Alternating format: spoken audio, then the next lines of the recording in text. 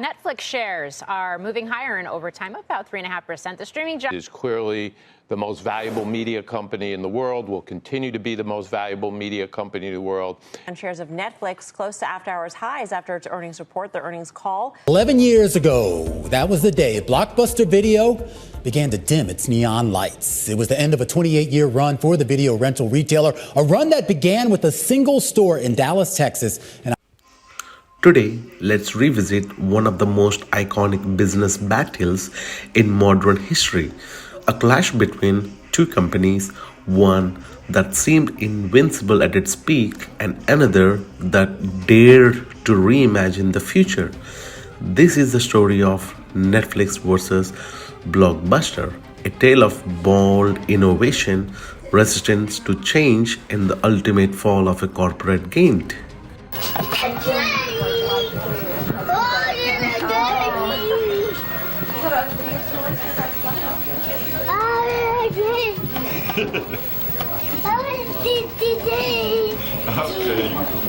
Ladies and gentlemen, let me take you back to the 1990s. Blockbuster reigned supreme as king of home video rentals with over 9,000 stores worldwide and billions in annual revenue. Blockbuster is at the peak of its powers. Meanwhile, Netflix is a fledgling startup mailing DVDs to the customers, trying to carve out a niche in an industry dominated by physical retail stores. Let's fast forward 2 decades from the 1990s. Netflix is a global leader in entertainment, streaming original content to millions of subscribers worldwide. But Blockbuster, well, it's reduced to a single nostalgic store in Oregon, a symbol of missed opportunities. You may be thinking, how did this seismic shift occur? Well, what can we learn from these contrasting trajectories of these two companies? Today, I'll share an in-depth analysis, drawing lessons from their successes, failures, and the parallels to the other companies that face similar crossroads.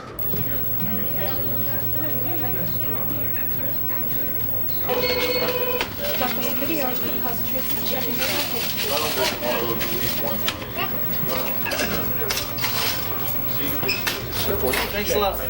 The red one's due by tomorrow before midnight. The other one's Saturday. Okay, have a great day. Have a good afternoon. Bye-bye. Limit to how many In 1985, Blockbuster revolutionized the home video rental industry. But before Blockbuster, the renting a movie often meant visiting a small, poorly stocked neighborhood store. But Blockbuster's founder, David Cook, saw an opportunity to standardize the experience. So, what kind of opportunities David Cook saw to standardize the experience? 1. Massive inventory. 2. Family-friendly branding. 3. Convenience and scale. Before the Blockbuster came into existence, people will need to go to over the small stores which has only limited selections. But David Cook saw this as an opportunity to increase the massive inventory by stocking thousands of movies, ensuring customers had plenty of options. Before Blockbuster, it is very rare that a family tries to visit a DVD store due to the gritty DVDs on sale. So David Cook saw this as an opportunity to improve the family-friendly branding. So it's positioned itself as a clean, well-lit, family-oriented alternative to the gritty video stores of the past. You might be wondering, why is this very important for David Cook? Example, for most 90 kids, it's a nightmare to watch a movie with family for the second show, which usually starts at 9:30 p.m. because the society considered that a family is odd to watch a movie at 9:30 p.m. So the movie marketing team has changed this negative thinking in the society that these days most people don't really care to watch a movie in theater regardless of time. which tremendously increased movie theaters' revenue by 200%. And the third opportunity that the David Cook saw is convenience and scale. So by the mid 1990s, Blockbuster had expanded to over 9,000 locations worldwide, making it the McDonald's of the video rental industry. With all these opportunities at its peak, Blockbuster earned more than $6 billion annually, but its profit model was troubling. Nearly 16% of its revenue came from late fees, an annoyance for customers but a crutch for Blockbuster. There's a better way to rent movies. As many as you want for just $20 a month and no late fees. Go to Netflix.com, make a list of the movies you want to see, and in about one business day, you'll get 3 DVDs. Keep them as long as you want, without late fees. Then when you're done, look, prepaid envelopes. Return one, and they'll send you another movie from your list. It's easy. Netflix. All the movies you want, $20 a month, and no late fees. While Blockbuster was enjoying its dominance, two people named Reed Hastings and Mark Randolph co-founded Netflix in 1997 by saw an opportunity that Blockbuster doesn't have. Legend has it that Hastings convinced the idea after incurring a $40 late fee from Blockbuster for a movie rental. Frustrated, he invents a service where late fees didn't exist. So what were the Netflix early innovations were subtle but impactful. The first one is DVD by mail model. So customers could browse movies online and have DVDs delivered to their homes, a novel concept in the late 1990s when e-commerce was still in its infancy. Second, no late fees. Unlike Blockbuster, Netflix allowed customers to keep DVDs as long as they wanted, eliminating one of the most hated aspects of Blockbuster's model. Third, subscription model. In 1999, Netflix introduced an all-you-can-rent subscription plan. For a flat monthly fee, users could rent unlimited DVDs, a shift from transactional rentals to a recurring revenue model. So what were the challenges that Netflix has to face? So at that time, DVDs were still a niche market and Netflix faced significant logistical costs. Additionally, many households didn't own DVD players.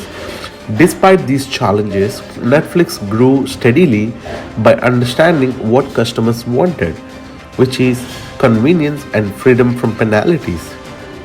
On the other hand, just as Amazon was revolutionizing book sales with its online platform, Netflix was pioneering a similar transformation in the video rental industry.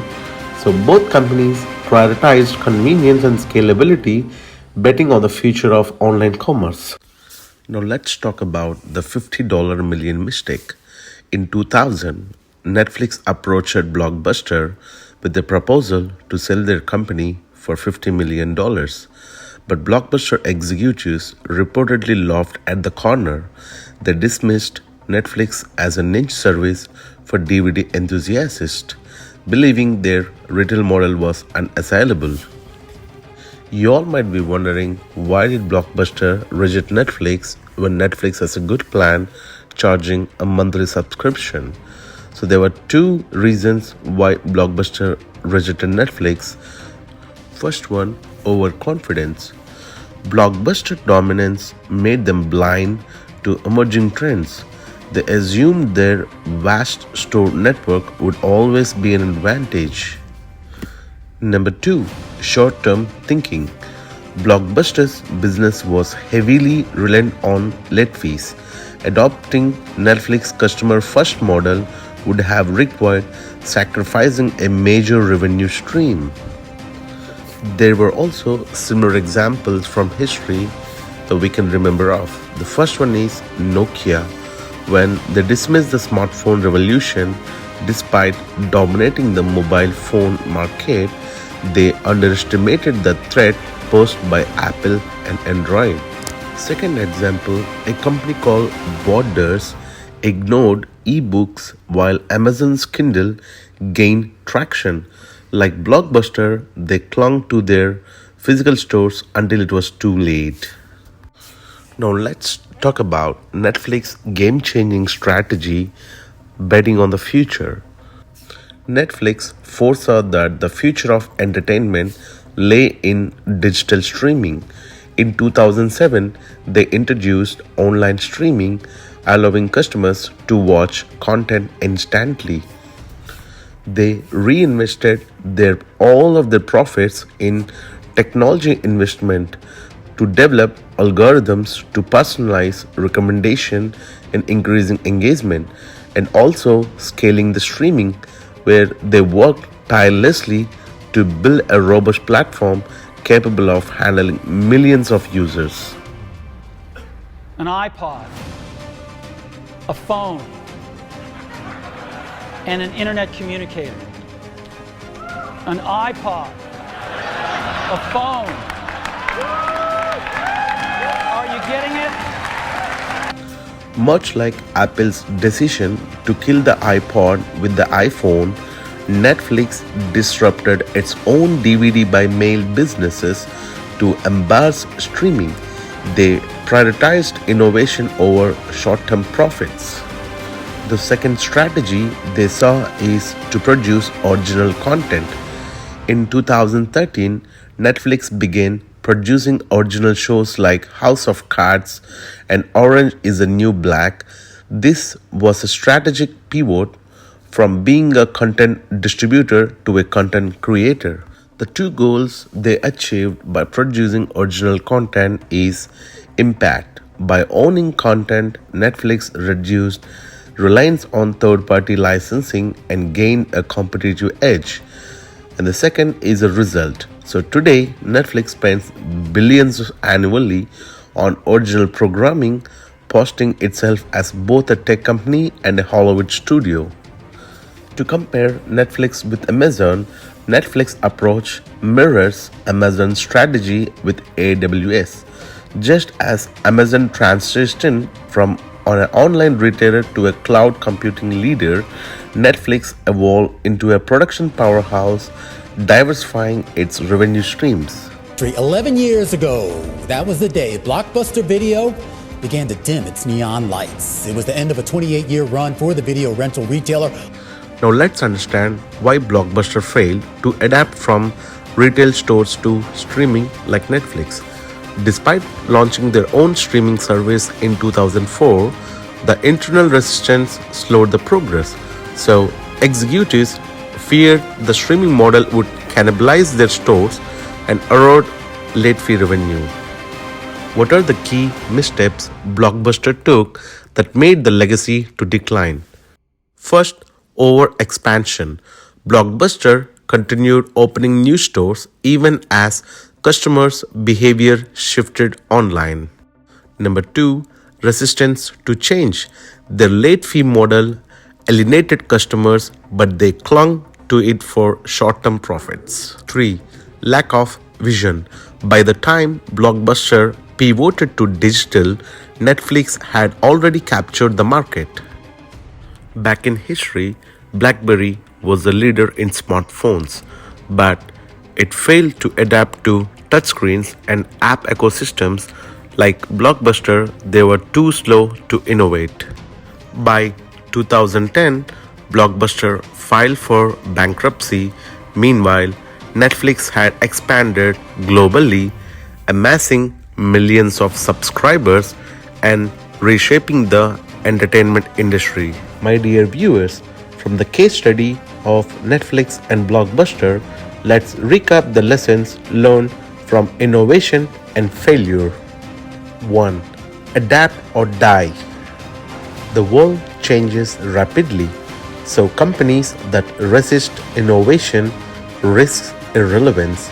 For example, Sears ignored e-commerce while Walmart and Target invested early, ensuring their survival. 2. Put customers first. Netflix prioritized convenience, affordability, and customer satisfaction. Blockbuster prioritized short-term profits. For example, Tesla's focus on customer experience, autonomous driving, and direct sales set it apart from legacy automakers. 3. Take bold risks. Netflix bet on streaming and original content even when it wasn't immediately profitable. For example, Microsoft's shift to cloud computing with Azure transformed the company into a market leader. 4. Don't underestimate the underdog. Blockbuster dismissed Netflix just as IBM once underestimated Microsoft. History is full of Davids defeating Goliaths. Dear viewers, let's look at the conclusion. The battle between Netflix and Blockbuster is more than a business case study. It's a cautionary tale about the dangers of complacency and the power of innovation. Blockbuster teaches us that no company is too big to fail. Netflix reminds us that bold ideas, customer focus, and adaptability can transform industries. My dear viewers, as you reflect on this story, ask yourself whether you are in a business or a job, are you evolving with the times or clinging to the past? Will you embrace change or will you become the next blockbuster? Thank you very much for watching my case study today, and I hope you will come back to my channel to visit more of these case studies. If you like this video, please do like the video and share with your friends and family. Thank you. And please don't forget to subscribe.